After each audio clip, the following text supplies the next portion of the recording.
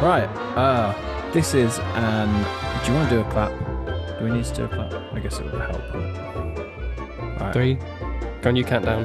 3, 2, 1. Brilliant. That will help with anything with syncing the videos up.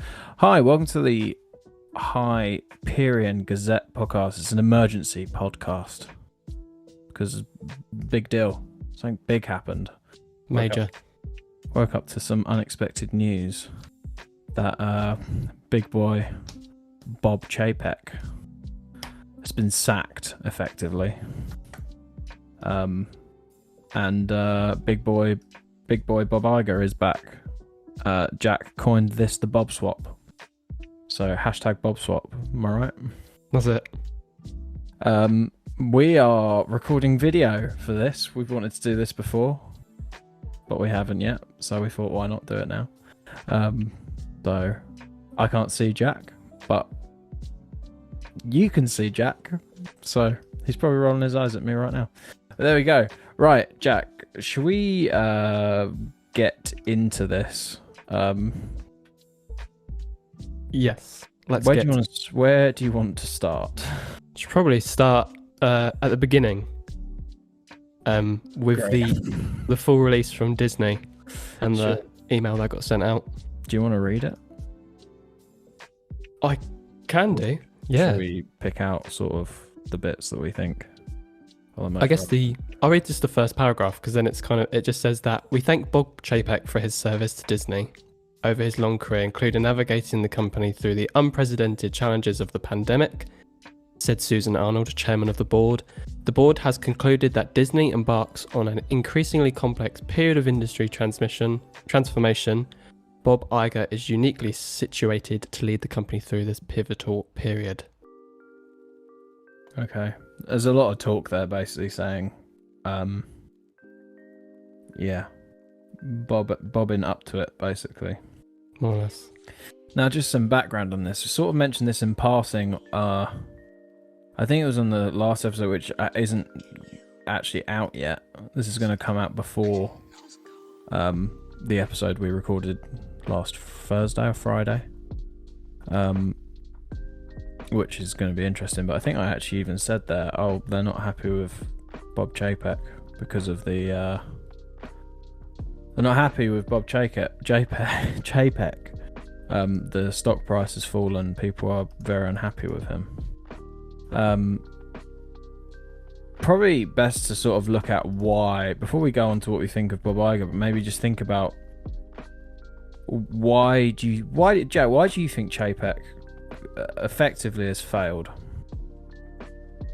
I guess it's mainly because he is just more concerned with the bottom line in terms of like how much money Disney makes than more of like he views Disney as a product more than an experience, and that's probably his biggest downfall. Despite him being amazing at making money, he doesn't replace that with how happy the guests and employees are whilst at Disney.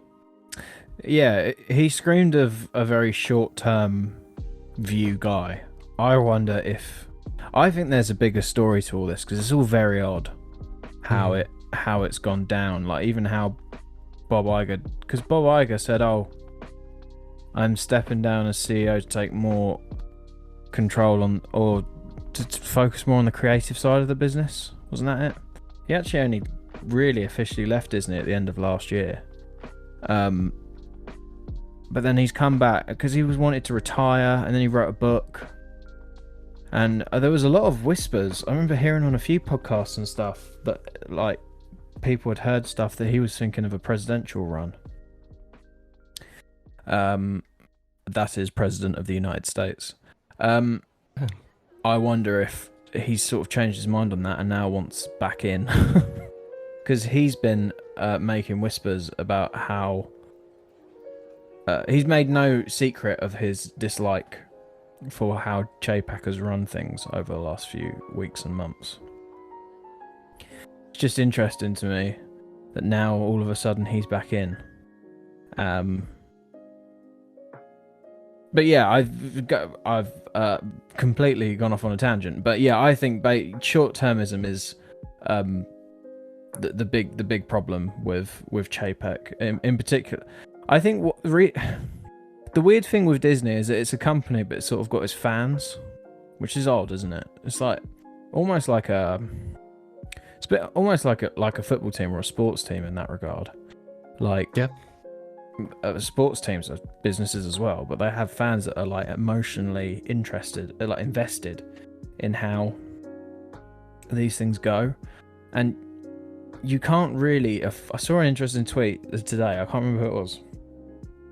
But it said you can't really, you can't afford to not be liked as the head of Disney by the fans. Like, you can't do it. It's not like another business, like, I don't know, Sainsbury's. If someone doesn't like the head of Sainsbury's, it doesn't really matter. But if you're the head of Disney and you're not well liked, it's a problem. Mainly because, as you've probably seen, since you've been sort of, I don't like probably following more of the Disney Twitter accounts, etc. Chapek has just like constantly been bashed back. Like, people don't like him. They never have. No. I remember when he was appointed CEO, none of us were okay with it because he'd been head of the parks, and this is a lot of the issues you see now, like Genie Plus. When I should probably just find out when Genie was actually announced, because I remember it being announced.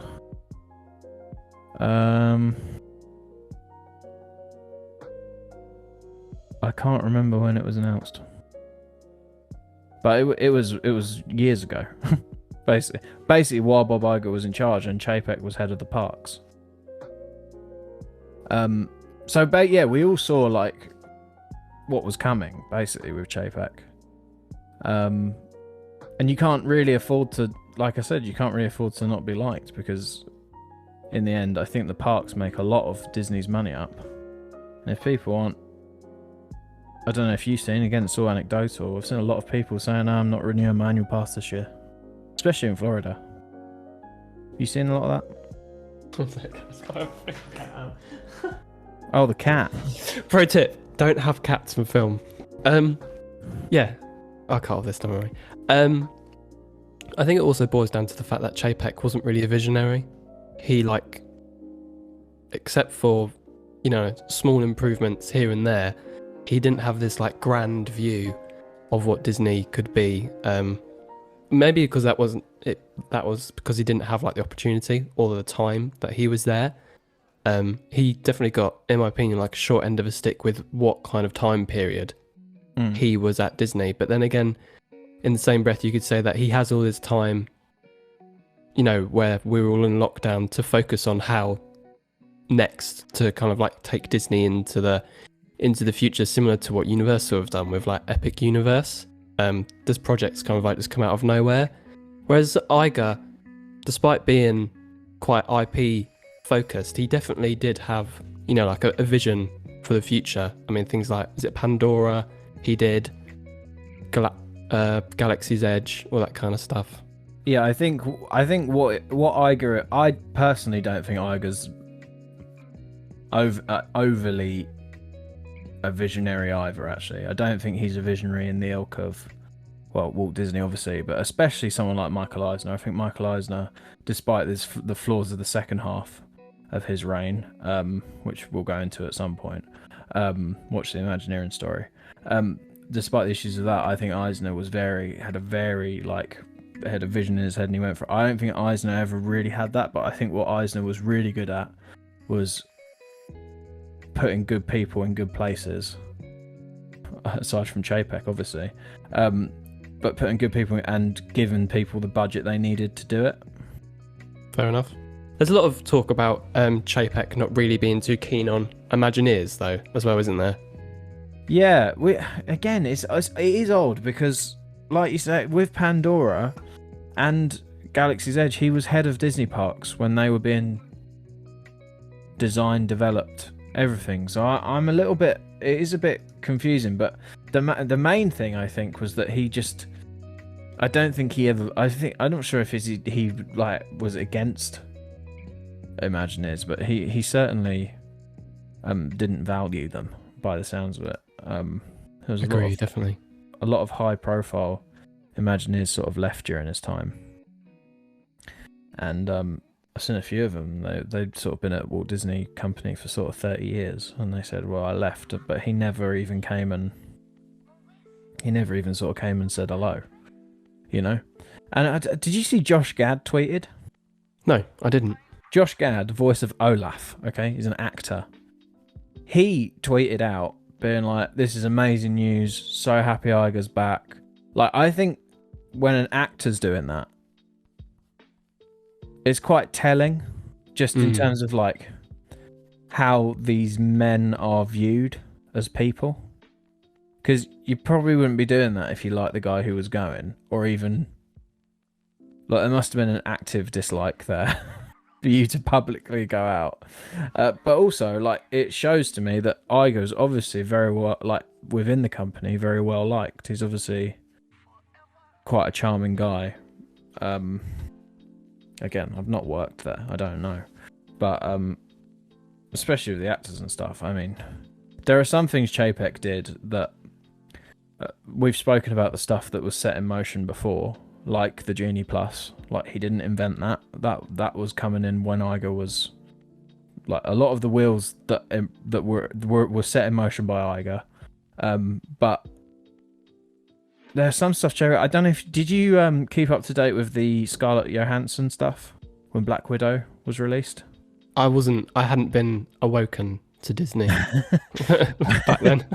So that was like mental, because I can't remember what the details are fuzzy. It was back in 2020, but it was, I don't know if you remember, it was released on Disney Premier Access, I believe.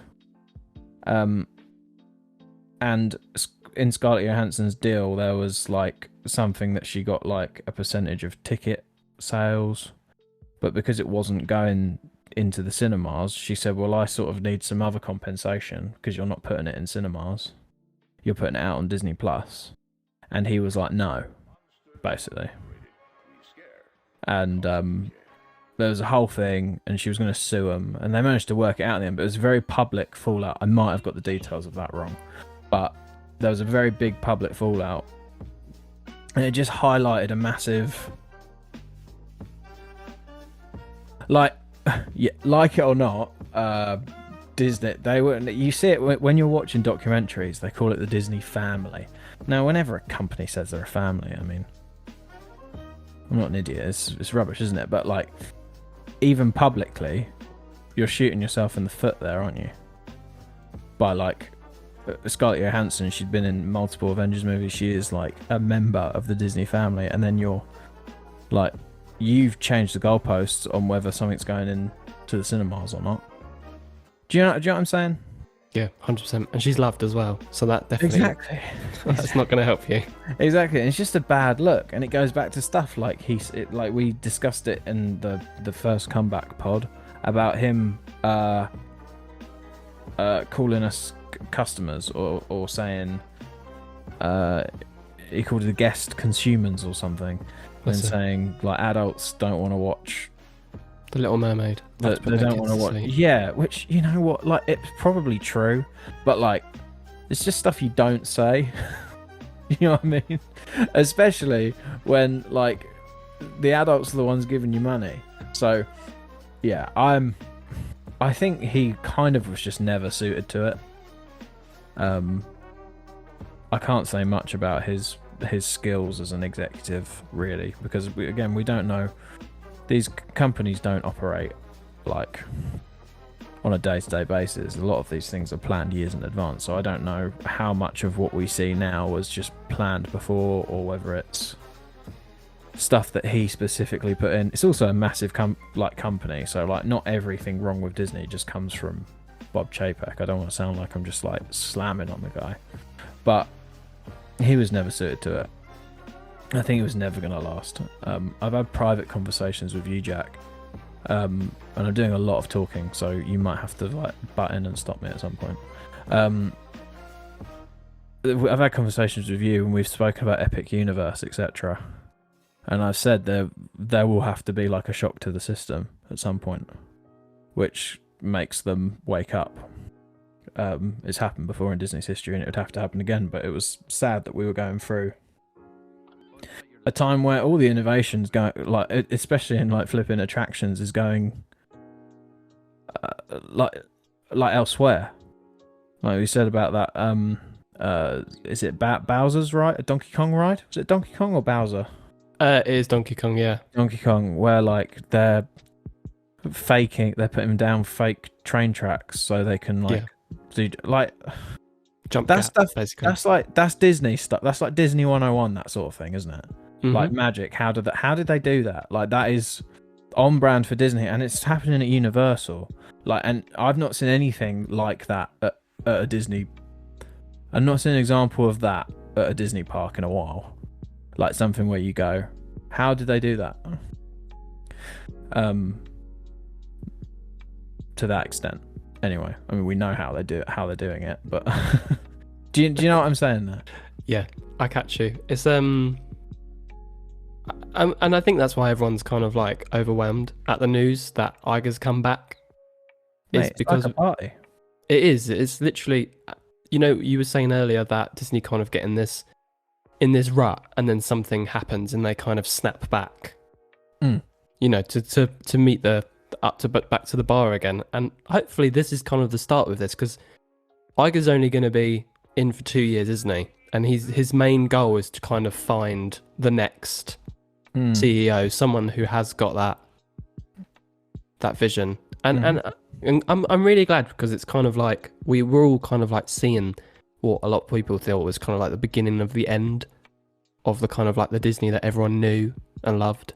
Because Genie Plus prices were going up, they were changing it depending on how much it was going to be based on how busy it was. I saw tweets this morning of Genie Plus was going up to something like $29 in Walt Disney World, and then the Lightning lanes were almost the same kind of the same cost. And then things like the Guardians of the Galaxy ride, Cosmic Rewind, people were being turned away about near the end of, I think it was 6 p.m, because they hadn't joined this virtual queue, even though the queue looked empty. It's just kind of like weird things like that kind of like ruin the experience. Hopefully that kind of stuff is going to be phased out. I was watching some stuff this morning, and people were talking about the reservation system, about how people just kind of like get turned away even though the park isn't at capacity.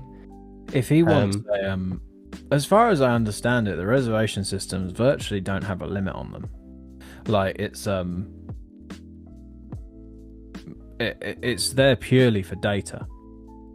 Yeah, that's it. Yeah, just so they know how many people are in the park on any given day.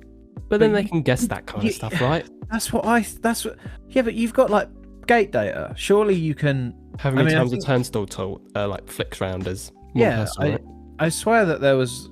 But not only that, mate. Like everyone's using a flipping magic band, right? I want one of those, by the way. Just yeah, we all do. Jack, as a flex. We're flipping slaves to the machine. But they've all got like magic bands, or they got a card. Like there's no paper tickets anymore. Like everyone's got a unique number. They're logged as they go in and out. They even know how many times you're going in there. So the only way I can see it doing is so they can ahead of time decide how much staff they need in the park. Yeah, things like food as well, how much food they'll need. Yeah, but I think before was it really that big of an issue before? Like they would just do it on projections. It just seems like a lot of bad press for not a lot of gain. Things that everyone hated also when I was in Disneyland. A lot of people wanted annual passes, but you can't get them. And there's hope that the annual pass will come back. I know that in California they deal with like family, isn't it? I think they've just announced that they are reopening sales of they did it the other day, I think. Nice. Magic Key. Yeah, Disneyland resumed sales of annual passes. That was literally 2 days ago. Oh, nice. There you go then. But yeah, I don't know.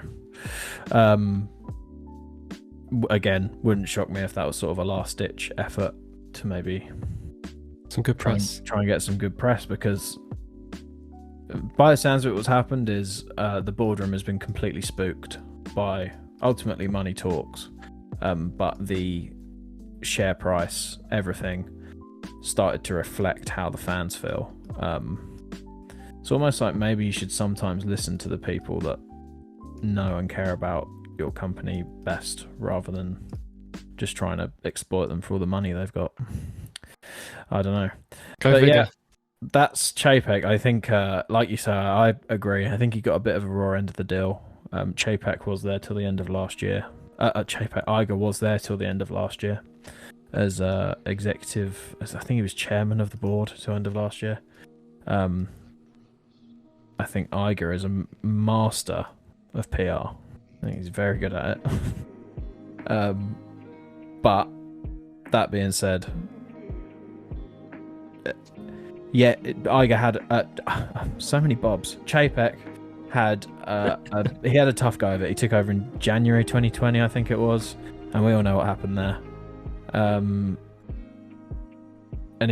But ultimately he had some stupidly unforced errors. I think even back to that D23 keynote this year, man. Like, I can't believe that was allowed to go out. But there you go. Now he's gone. Disney did say, we thank Bob Chapek for his service to Disney over his long career. You read this earlier, but they reckon Bob Iger is uniquely situated to lead the company through this pivotal period. I don't know what that means, really. I don't know why he's uniquely... Because he's been there before, maybe? He knows. He knows the secret sauce. He does know... To be fair to him, he knows the secret sauce. But there's sort of... A lot of the joke with Iger is, it's like, who else can he buy? Because that was basically his legacy, was just buying up everyone. Yeah. It's interesting. It's interesting, but Iger's back, baby. What do you think? Firstly, do you think it's actually going to be 2 years? Isn't he got a history of his term being extended? Yes. There you go then. That's my opinion. He has his term extended. I heard that they're chaining him to the desk actually, so he can never leave. Yeah. How old is Bob Iger? Bob Iger is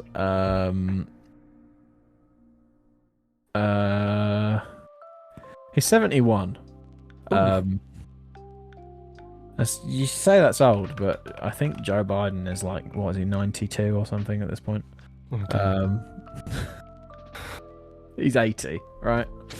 And he's going for a second. Like, Bob Iger could theoretically, he's a very fit guy. I don't think he looks that old. I will say that. No, I thought he was like 60. So yeah, he's looking good. He's got a little bit of the Tim Cook, like, works out in the gym look about him, you know? And you know we all love Tim. Good morning! Yeah, we love Tim Cook. So I think he'll be here longer than 2 years. But I also think he's got to get it right now when it comes to training the successor up. Because I think what's clear is they really didn't give it any thought before. I think they thought they were too big to fail. But I think what's being proven is, especially... I genuinely think a lot of this will be down to the shareholders, the board, looking at stuff like Epic Universe, you know? I think we need to temper expectations as well. I think that's the kind of thing, it's like... Massively, we need to temper. Yes, Iger's back, baby! Everything that I've ever hoped for is coming true. That's Genie Plus, gone. Lightning lanes, where I wanted gone. Now, what do you think realistically he's going to do? He's got... So, in his first 3 months, what do you think he's realistically going to get done? I feel like if he kind of does like the bare minimum, like, you know, we talked about the reservation system. Yeah. If he does that within the 3 months, or something small, like maybe like reduces the price of Genie Plus or something along those lines, everyone will lose their mind. It'd be like, thank goodness, Iger's back. He's listening to what we want. so happy. And then after that 3 months, he doesn't have to do anything because he's kind of flashbanged everyone. Flashbanged everyone. He's kind of wowed everyone. And then he can kind of like resume as business as usual. I feel like that's what his first move will be. Do something that everyone really wants. Get everyone back on board. A renewed hope. And then he can kind of get back to the nitty gritty. Because a lot of the stuff he's got to fix is probably behind the scenes. Stuff that isn't very glamorous. Yeah, I agree with you. I think he'll ditch the reservation system. I think that'll be as far as he goes, to be honest. Exciting times. Yeah. Like, for now, I think that's as far as he goes. I think at D23 next year, we might see some very exciting announcements when it comes to the parks. But I think in the short term, that's probably what he'll do, just to try and get people back on side. Because that park, people are actively avoiding Walt Disney World because of that. And you read so many stories of people, they go to Orlando and they don't know they have to get like reserved days in the park. I like know my way around a theme park kind of thing, and even the Walt Disney World beast scares me. You shouldn't need a plan or like get up at 7 o'clock to be able to go on a ride or reserve stuff. Oh, it's nuts. Scares me. No, it makes for a bad experience. And what a lot of people's issue with like, I don't know, Fast Pass before, the way it was before, is it was really good for Disney nerds that knew what they were doing, but not so good for everyone else. Well, what's Genie Plus good for then? Or at least in its current form. I think we'll have to see some changes. But I think bottom line is, I think we'll start to see, I think next year you might see some big investment back into parks in terms of new attractions, new lands, that sort of thing. I'm not as the Twitter this morning was flashbang wallop.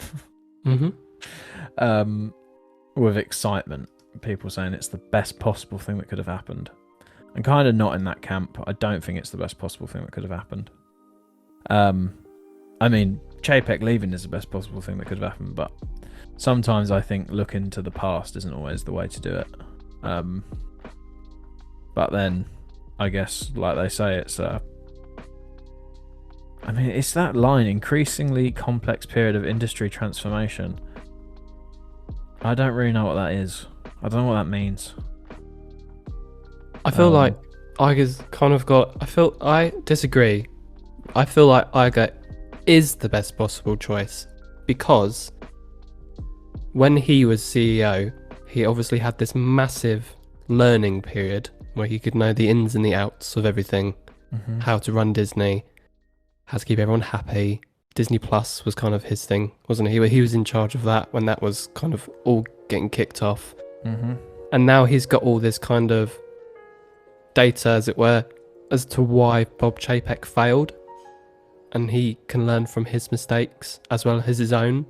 So he's got like this wealth of knowledge and to put back and then hopefully teach someone else. Like, this is how things do. Don't do that. More or less. Yeah, that's in fair my opinion. It's fair enough. I mean, I think there was, before Chapek went in, there was some really exciting talent around the company. And they sort of were all fired. They all resigned and went off to do other things. You've probably seen a name floating around Twitter this morning with Catherine Powell. Have you seen that? Yep. She was the head of Disneyland Paris for a bit. And she was really she was sort of the first person, wasn't the first person, I think she was the second person, first or second, that Disney put in to basically come in and be like, right, Disneyland Paris is a mess. Like, remember that petition that I showed you, like, about Disneyland Paris? Like, that was sort of, she was like part of Bob Iger's response was like, you go in, sort it out. And we suddenly saw, she was like, again, she'd never done it before, but she came in and she sort of had a vision. She was like, she was a fan, she was like a mum. She came in, she had like creative vision, and at the same time, the profits started to get better. And I get it. That's just Disneyland Paris. It's not an entire sort of behemoth that is what the Walt Disney Company is now. But I think there probably would be some scope for someone, maybe not her, but someone like her to come in and have a completely fresh take on things. Yeah, I understand. I get that. That's a good point. In the same way that, like, when Eisner came in '85, it was like a completely fresh take. Like, he was a young executive. Walt Disney Company was a much smaller, like, beast at the time. I get that, but I think I probably would have had a bit more excitement if we'd had someone like that come in, and they were like, right, we've got a completely fresh pair of eyes on this. As opposed to just going backwards to what there was before, because Iger wasn't perfect at all, actually. I mean, we've spoken a lot again, we're talking about this mainly from a Parks thing, because this is mainly a Parks podcast, but, like, especially when it comes to Parks, like, the complete like almost abandonment of, like, original attractions sort of comes from Iger's era. He's the IP king, isn't he? Yeah, and I think IP does have its place. Like, it gets a lot of people to the parks, but I think original attractions have their place as well. Mm-hmm. And he wasn't keen on that. It was all IP. I saw a TikTok of, there's a POV of the Incredicoaster. And California Screaming. Yeah, California. It was California Screaming, and it's just like, it's soulless. Like, the obsession with IP, like, it's one thing that really didn't need an IP attached to it. That is very, very true, yeah. That is a weird one, actually. I've not done it. No, I mean, the coaster itself looks like a really good coaster, but you're watching it and it's going through tunnels and there's, like, weird... Num Num Cookie. Yeah, like, weird plastic things of, like, just, like, static things is incredible. I'm going to say it feels very Merlin. Which, Merlin's Merlin, but you probably shouldn't, like, I hold Disney to a higher standard than Merlin. Is that acceptable to say, Jack? That's very true. So yeah, I hope Iger comes in and he does exactly what he says he's going to do. But it looks at what they're saying, and he's coming in here to steady the ship and get everyone, basically steady the ship, make sure everyone's happy again, foster a better work environment, and then get the new person, like, find the new person that can do it. Which is great. I just have my doubts that that's actually what's going to happen. I think he'll probably be there for another 5 or 6 years. Well, in 5 or 6 years, we'll record a follow-up episode. Yeah, make sure to subscribe to see that. Yeah. Do you have any more thoughts, or is it sounds like I've been on a bit of a downer on Iger. I'm not a downer on him at all. We've covered both bases. I'm optimistic. You're realistically pessimistic. If you know us as people, then yeah, it makes a lot of sense. Yeah. It's, again, a lot of my thing isn't necessarily a negative on Bob Iger. It's just I would have liked to have seen like something fresh blood. Yeah, I think so. I think that's reasonable. I feel like Disney are worried. I feel like that's it. That's what has. Yeah, it screams of like a board of directors that are just terrified, and so they've gone, right, we need a safe pair of hands in here. Yeah, get them back, steady the ship, as you said. Yeah, and then pass on the reins to keep with the metaphors. Yeah, exactly. Well, so we've both said it. So official prediction is that he will scrap reservations. I think that will be what he does. And you think he's also going to do a price lower of Genie Plus? Well, I don't. That was just a guess. That was like a. I think he's going to bring back the moon. I feel like, mate, if he brought back the moon, do you know what? Cafe Fantasia on Twitter, he put this tweet out. I can see Twitter on my dock behind this camera tripod. And yeah, it would basically be my list of things that all you've got to do, and I'll be very, very, very happy. You might have seen it, but I'm going to read it out. His tweet says, with Bob Iger's return, what strategic direction would you like to see for Disneyland Paris? Here's what I'd like. scrap the park reservation system. We've both said that. Bring back Disney Dreams. Bring back From Earth to the Moon. And build a major new attraction in Disneyland Park in Paris. And yeah, to be fair, that's all he's got to do. And you know what? Those first three things, like, I don't think Disney fans actually ask for much, really. I think it's pretty bad when we're like, please just get rid of the reservation system and we'll be happy. I don't even know I'll never use the reservation system probably, but... Well, it's even there in Paris. I mean, when we go and we book through Disney, so we don't have to deal with it. But yeah, everyone's just like, get rid of it. Get rid of it. I mean, I know it's a lot of annual pass holders at Paris are annoyed with it because you do, even though you've got a pass that you can get you in for 300 days a year, like you can't always. Mate, it's bizarre. Bring back Disney Dreams. Like all we're saying here, it's just the stuff you did well before. Bring it back. It's a pretty low bar, isn't it? It is. And a new major attraction in Disneyland Park. I mean, that is overdue. That is majorly overdue. But I thought... Prediction, I'm going to say they bring Mickey and Minnie's Runaway Railway, that one. What, to Disney? To Paris, to the Studios Park. Oh, to the Studios Park, yeah. We need one in Disneyland Park, though, man. I believe it's been California Adventure. It's going in there. Is it? I'm going to cut this if it's wrong. No, I'm not. Or you are. I'm leaving it in. I've not seen it, but it would make sense. I saw something this morning. All I've seen is all just Bob Iger thirsting.